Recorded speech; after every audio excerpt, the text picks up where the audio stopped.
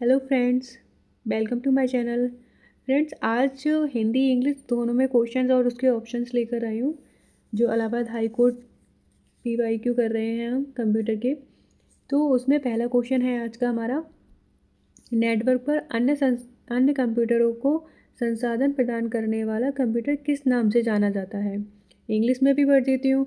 The computer that provides resources to other computers on a network is known as which among the following. मतलब जो computers होते हैं बहुत सारे, उस पर जो हम अपनी सूचनाएं भेजते हैं, सारी सूचनाएं हमें जो कंप्यूटर के माध्यम से जिस नेटवर्क पर जाती हैं, उस नेटवर्क का नाम पूछा है। इस पर उस नेटवर्क को क्या कहते हैं, जहाँ पे हमारी सारी सूचनाएं जाती हैं और फिर वहाँ से हमें उसकी जानकारी प्राप्त होती है। जैसे भी हम गूगल पे कुछ सर्च करते हैं, कुछ पूछते हैं, तो वो डायरेक्टली थोड़ी ना बताता है, पहले वो सर्वर पर जाता है, फिर सर्वर के थ्रू वो क्लाइंट के पास आता है, मतलब हमारे पास आता है, उसकी जानकारी हमें मिलती है। तो उसको कहते हैं सर्वर। ठीक है, उसको क्या बोलते हैं, उसको सर्वर बोलते हैं। चलिए नेक्स्ट क्वेश्चन देखते हैं। दूसरा क्वेश्चन है, माइक्रो प्रोग्राम कंट्रोल यूनिट में अगले इंस्ट्रक्शन वर्ड को किस में फैच किया जाता है। ठीक है, तो जो माइक्रो प्रोग्राम कंट्रोल यूनिट जो है, उसमें जो हम इंस्ट्रक्शंस देते हैं वर्ड्स को, वो किसके द्वारा फैच किया जाता है। तो इसकी मेमोरी होती है इंस्ट्रक्शन रजिस्टर मेमोरी, उसके द्वारा फैच किए गए जो इंस्ट्रक्शन हम देते हैं उसको ये स्टोर करता है। ठीक है, चलिए नेक्स्ट क्वेश्चन देखते हैं। तीसरा क्वेश्चन है हमारा, WORM का मतलब क्या है। WORM का मतलब क्या है। WORM स्टैंड फॉर, तो इसका आंसर है राइट वंस रीड मैनी। मतलब हम एक बार लिख सकते हैं, एक बार लिखेंगे और उसको बार बार हम पढ़ सकते हैं। ठीक है, क्या आंसर है इसका। इसका आंसर है राइट वंस और रीड मैनी। चलिए फ्रेंड्स, अगला क्वेश्चन देखते हैं। अगला क्वेश्चन है हमारा, फ्लैश ड्राइव को सामान्यतः किस नाम से जाना जाता है। जो फ्लैश ड्राइव होती है, ये जो होती है, ये किस नाम से जानी जाती है। माइक्रो प्रोसेसर, राम, रैम, रोम या पेन ड्राइव। तो इसका आंसर होगा पेन ड्राइव। जो फ्लैश में ड्राइव मेमोरी होती है, वो फ्लैश ड्राइव, उसे पेन ड्राइव के नाम से जाना जाता है। और जो पेन ड्राइव जो होती है, USB, आपने तो देखा, USB तो जानते होंगे आप। उसको हम किसी पे भी USB केबल के थ्रू या फिर किसी भी से भी कनेक्ट कर सकते हैं। तो जो pen drive USB flash drive है, ठीक है, पेन ड्राइव जो है वो USB फ्लैश ड्राइव है, जो फ्लैश मेमोरी को उपयोग करती है। ठीक है, चलिए आगे देखते हैं अपना क्वेश्चन। आगे है पांचवा क्वेश्चन, सहायक मेमोरी को सामान्यतः किस नाम से जाना जाता है। ठीक है, जो सहायक मेमोरी होती है उसको सामान्यतः किस नाम से जाना जाता है।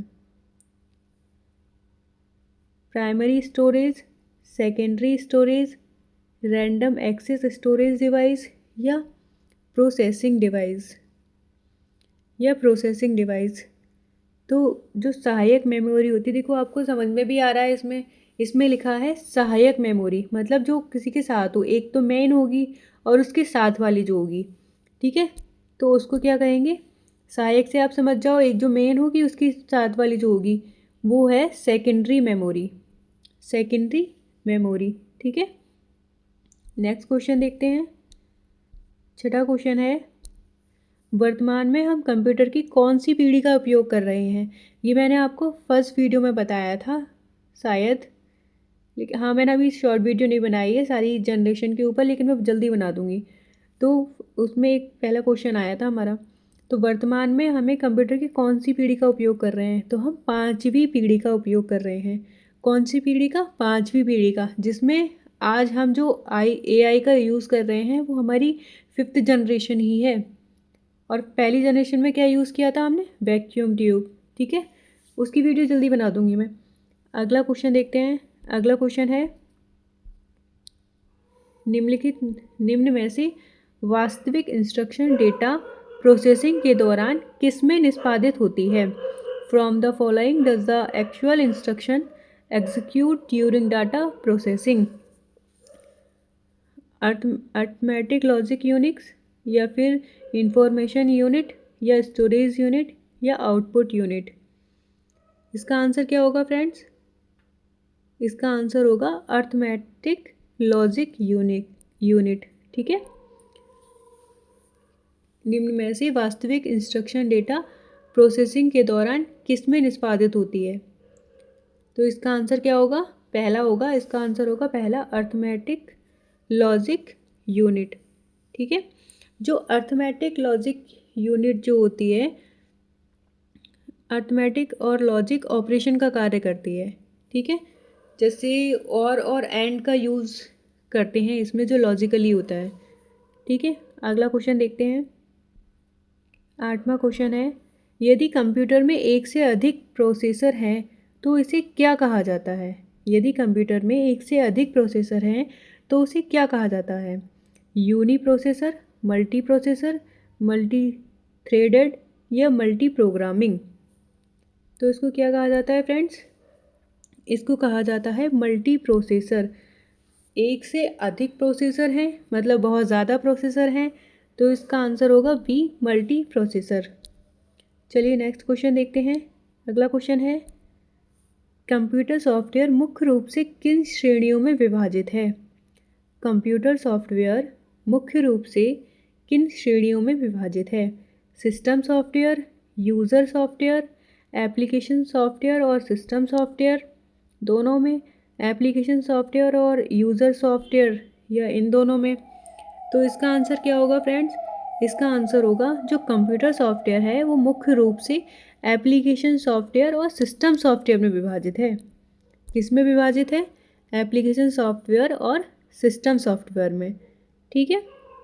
जो सॉफ्टवेयर्स होते हैं वो मुख्यतः एप्लीकेशन और सिस्टम में बांटा गया है उनको। एप्लीकेशन जो हम एप्लीकेशंस यूज़ करते हैं, ठीक है, और सिस्टम सॉफ्टवेयर जैसे ओएस हो गया। ठीक है। चलिए आगे क्वेश्चन देखते हैं। अगला और लास्ट क्वेश्चन है हमारा, ALU का पूरा नाम क्या है? ALU का पूरा नाम क्या है? अभी ऊपर ही हमने पढ़ा था ALU का पूरा नाम, आपने शायद ध्यान दिया हो, अर्थमेटिक लॉजिक यूनिट। ALU का पूरा नाम क्या है? Arithmetic logic unit. मैं वही उस टाइम बता रही थी ना कि लॉजिकली काम करता है ये। ALU जो है ना, ये CPU का ही एक हिस्सा होता है।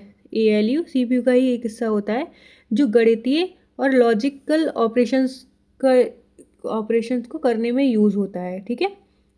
जिसमें और एंड का यूज़ होता है, आपने एक्सेल में भी देखा होगा। तो ये लॉजिकली जो यूज़ होता है वो ALU के थ्रू ही होता है। ठीक है। आई होप आपको सारे क्वेश्चन समझ में आ गए होंगे। वीडियो अच्छी लगे तो फ्रेंड्स लाइक कीजिएगा, शेयर करना। मिलते हैं नेक्स्ट वीडियो में। Thanks for watching.